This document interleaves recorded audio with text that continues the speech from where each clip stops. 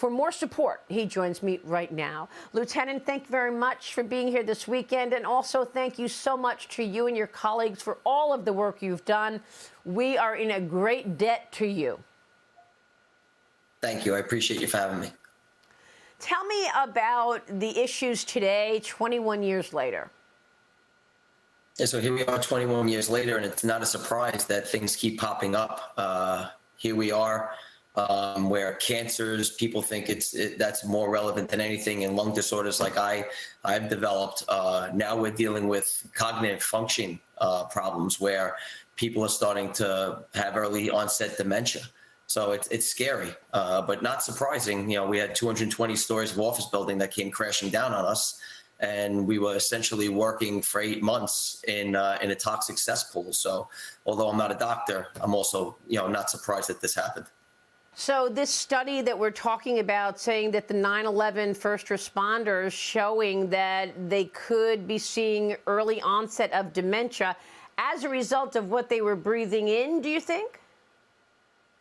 Absolutely. I mean, you're talking about, like I just said, 220 stories of office building. That room was filled. Those buildings were filled with computer screens, desks, chairs, countless amounts of glass that were on the building. Who knows how much what else was in that building? Thousands upon thousands of square foot of just office building, and we didn't find anything. We didn't. All we found was steel and rubble when everything was said and done.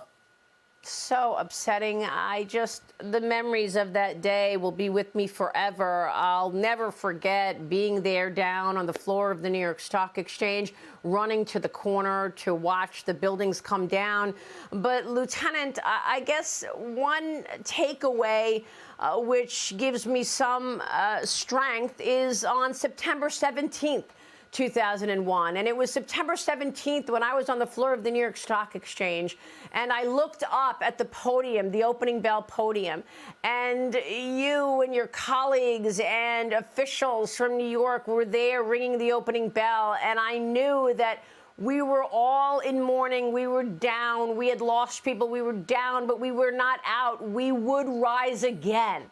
And that strength to see you ring that opening bell took us forward to carry on.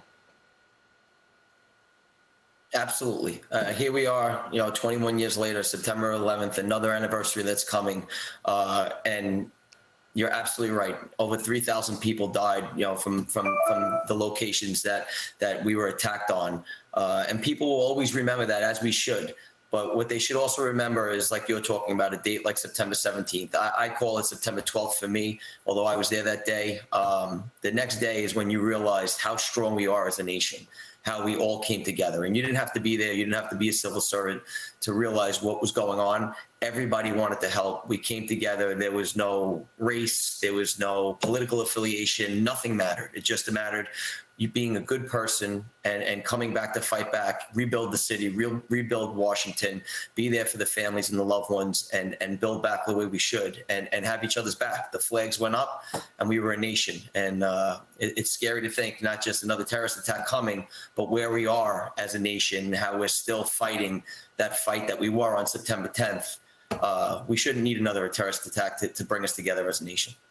That is exactly right. Well said. And we also need more support in terms of benefits for all who were down there. Lieutenant, we are praying for you and your family and your colleagues. Thanks very much for joining us this weekend. Thank you so much.